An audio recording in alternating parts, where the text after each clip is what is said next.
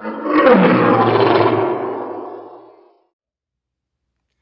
got the mold finished for this panel now.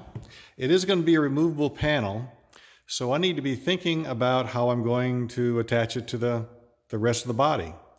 So I need a flange on the rest of the body for this to attach to, one that kind of goes in, and then it'll attach, and there'll be a latch mechanism that'll hold it down. But I need to mold that in, which means I need to cut into the fiberglass body to create that flange now. So here I go, cutting into this body I just finished. Here we go. We're going to cut into it.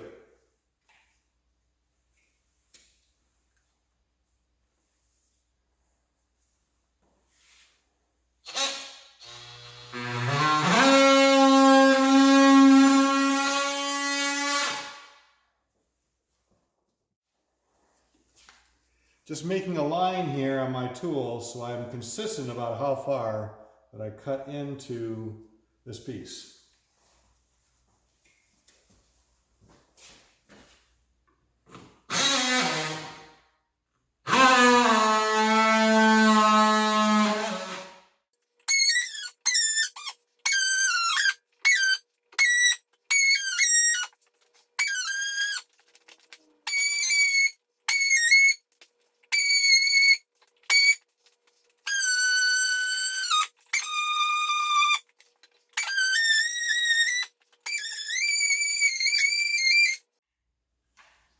The deed is done. So here's the flange I cut out. See, I'll pull it out.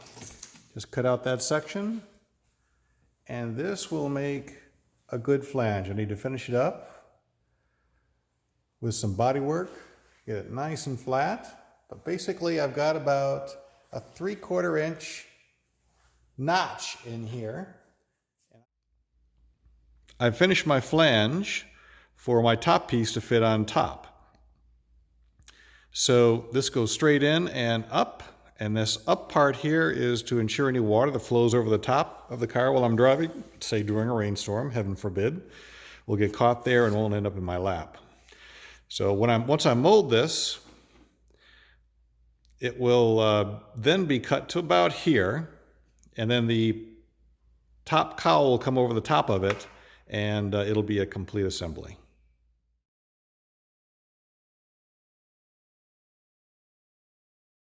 Once you finish your fiberglass layup, you want to give your roller a thorough cleaning with acetone. And that means taking it apart and soaking it and getting every bit out of it as you possibly can. Once I've soaked it and got as clean as I can, then take a wire brush while it's still wet with acetone and scrape out all these little crevices. And that really helps to keep this clean. Then to make it easier to clean the next time, I take parting wax, the same parting wax you use on your mold, and I don't know if you can see this on the camera, but I put it all over the axle portion here where the roller goes on, as well as the handle. I put it on the handle too, and so when you do get resin on the handle, and you will get resin on the handle, it cleans up better the next time. Once I finish with a batch of resin, in this case it's gel coat, one of the things I like to do to make my cleanup easier is just take whatever gel coat I've got left and kind of cover the sides so we have a semi-thick coat of gel coat on all these sides. And then when it dries, of course the gel coat or the resin becomes brittle, while this is still a flexible disposable container.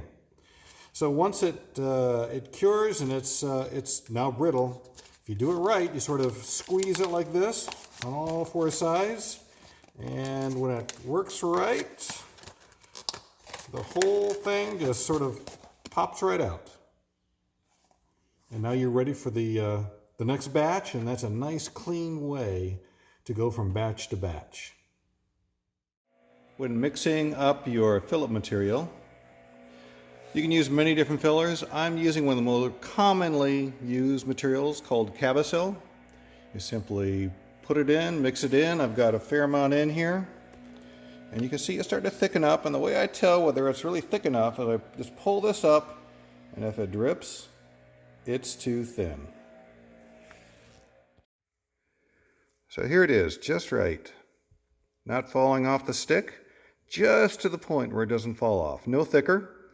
Some people say it's peanut butter, but I would say it's a little thinner than peanut butter. And of course, you always mix your filler in after you've mixed in your catalyst. It's a 1-2 punch. And when you're putting in this much filler in, and by the way, you probably put about equal parts of filler. In other words, if you've got a pint of resin, you put in about a pint of this filler to get it to this point, approximately. It's amazing though, even though you put in about equal parts of this filler, it doesn't increase the volume very much. It stays pretty much close to the same as where it was. And when you're doing filler also, you do need more catalyst. I doubled the catalyst, and that seems to work just fine.